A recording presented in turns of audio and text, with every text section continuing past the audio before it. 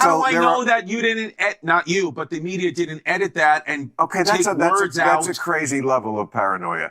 I have many, many issues with the New York Times, but when they quote someone directly, I trust the New York Times is quoting the words exactly as they can. They are not doctoring it. So, but sometimes a clip online on Twitter, they're leaving out words or that's tone. Twitter. Well, yes, that's why you should read a newspaper instead of get it from Okay, everyone, stay put because we have a lot to tell you about Bill Maher's strange random podcast today. You wouldn't believe how hot things were. Sure. And then, again, this is just my choice. I'm not saying people at home should do this, but just my choice as a human being. If I don't know you personally, or if I've never met you, I don't really have an opinion on you. I can't go by the edited versions that the media shows me. Like, now I know you as Bill Maher. And I sat down with you for 2 hours, and I'm like, you know what, Bill? I like you, man. I was in your presence. I like you. I can't tell you if I like you too, man. If I like Zelensky. You're moving your jeans like you have a fake leg, like it got blown off in Nam. And I don't know Zelensky. I don't know Joe Biden. To be honest, don't even know Donald Trump. So I can't tell you I have an opinion on them. I have an opinion on Jimmy Kimmel. Well, I have an opinion on you, and I can tell you you're great guys because I've met you and I like you. Okay, I like you too, but that's ridiculous. You absolutely can have an opinion on people in politics. But how do I know? Because there are certain things that they do that get reported in a newspaper, certain things that are incontrovertible, including quotes. But how do I know that you didn't, not you, but the media didn't edit that and take words out? That's a crazy level of paranoia. I have many, many issues with the New York Times, but when they quote someone directly, I trust the New York Times is quoting the words exactly as they can. They are not doctoring it. So, but sometimes a clip online on Twitter, they're leaving out words or that's tone. Twitter. Well, yes, that's why you should read a newspaper instead of get it from You see, Maher found himself in a precarious position after a heated discussion on Donald Trump with comic Christy Elia. The thing is, when you're from New York and the neighborhood I'm from, all of us have, like, at some point in our life been around an event where Donald Trump has been there, and he is a very, very, very in-person, likable man. Totally. I met him twice. Once, the Playboy Mansion, it was the Midsummer Night's Dream Party. So everyone is in either lingerie or some sort of sleeping attire. And he had the power suit on. Walking around, did like a lap. In the power suit. And yes, I agree. He was... And I've heard so many people say this in person. He was charming in the sense that, and what is the definition of charming? Somebody who's interested in you. Right. And that's what we think is charming. And he was. It was like, how you doing?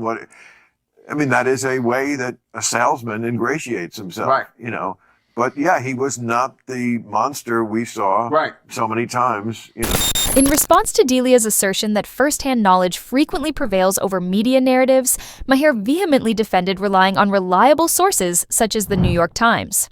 When Delia refuted Maher's skepticism by arguing that Trump was, really different from other politicians due to his authenticity, the pyrotechnics really went off. That's the beautiful part of our country is that we can have kind of differences of opinion. Exactly. And still be okay. In Russia, you can't do that. Especially when they're slighter differences than the major ones. Like, we both don't want Trump to be president. Right. Okay. I do. You do? No. And that's okay. No, I don't. I don't know. If you want to be full? Yeah. Donald Trump, the thing is, in New York for like Queens boy. He's a Queens boy.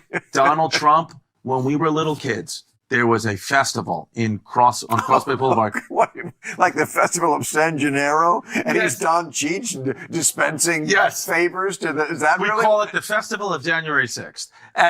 No, there was a festival when we were little kids, okay? Everybody, this is true, in Queens on Cross Bay Boulevard out in Howard Beach, there was a Howard Beach kind of, festival, like, fucking sausage and pepper stands and Ferris wheels and all that. So where's Howard Beach like it related to Jones Beach? So Jones Beach is Long Island. Howard Beach is Queens. So further in. Howard Beach is like the Italian, real old school Italian neighborhood. And at that festival. With a beach. Right. I would always go with, my dad would take me or my family. We would always go. And as little kids, John Gotti, old mob boss, that's where he lived, his stomping grounds. He owned Howard Beach, and Donald Trump would always be there. And John Gotti and Donald Trump, to a little 10-year-old kid, were awesome. Shaking hands, cotton candy, whatever you want. Click the subscribe button if you appreciate content that is honest and questions the status quo. I'll wait. Go ahead. Completed? Welcome on board. Let's get back in now. So, let's take a closer look at the intense episode of the Club Random podcast when Chris D'Elia and Bill Maher engaged in a heated debate on Donald Trump. Folks, this was more than just your friendly conversation.